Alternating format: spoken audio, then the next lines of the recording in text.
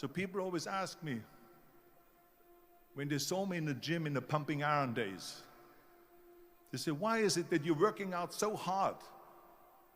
5 hours a day, 6 hours a day, and you have always a smile on your face. The others are working out just as hard as you do, and they look sour in the face. Why is that? And I told people all the time, I said, because to me, I'm shooting for a goal. In front of me is the Mr. Universe title. So every rep that I do gets me closer to accomplishing that goal, to make this goal, this vision turn into reality. Every single set that I do, every repetition, every weight that I lift will get me a step closer to turn this goal into reality.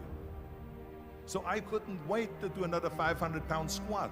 I couldn't wait to do another 500-pound bench press. I couldn't wait to do another 2,000 reps of sit-ups. I couldn't wait for the next exercise, for the next half hour of posing and all the kind of things that you have to do to be a champion. So that's rule number one, have a vision. Rule number two is, don't listen to the naysayers. Don't listen to the naysayers.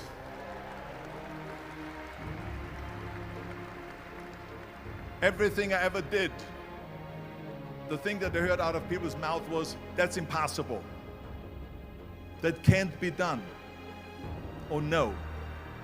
I remember when I wanted to be a bodybuilding champion, including my parents and everyone else around me, said this is impossible.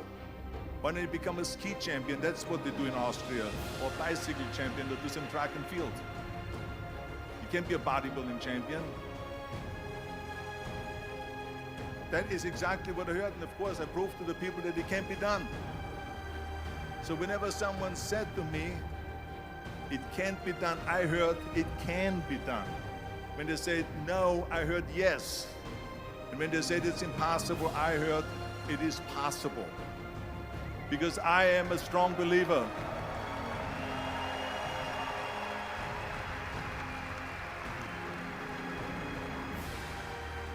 I'm a strong believer of what Nelson Mandela said, that everything is always impossible until someone does it. Well, I'm going to be the one, I said to myself, I'm going to do it and I'm going to show it to them. Maybe it has never been done before. That's perfectly fine with me. But I'm going to do it. And I did not listen to the naysayers. And the next thing, the third point that I'm going to make to you is, before we sit down with Jürgen and talk about the rest of the three, is work your ass off. There is no magic pill. There is no magic out there. You cannot get around. You have to work and work and work. I can tell you, I've watched the day for half an hour, Jürgen and his wife that put on this show, this great event here.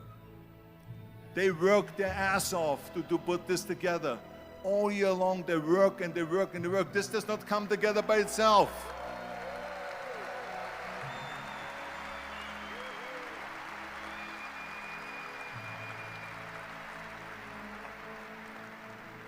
For half an hour they were running around and making phone calls and doing this and that and talking to their aides and make sure this is happening, make sure there's the water out there.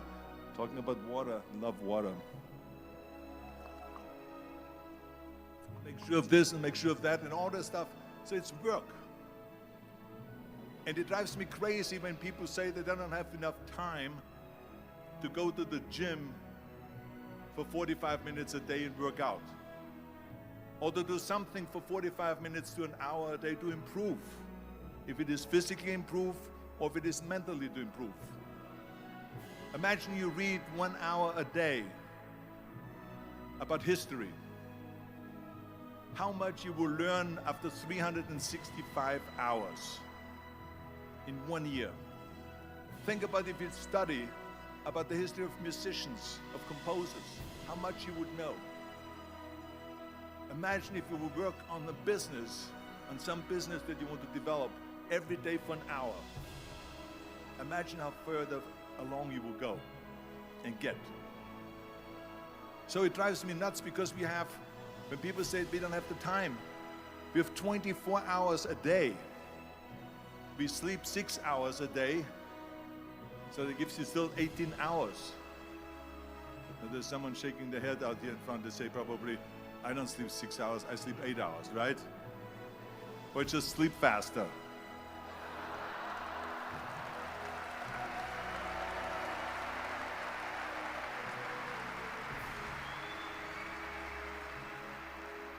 So we have 18 hours a day.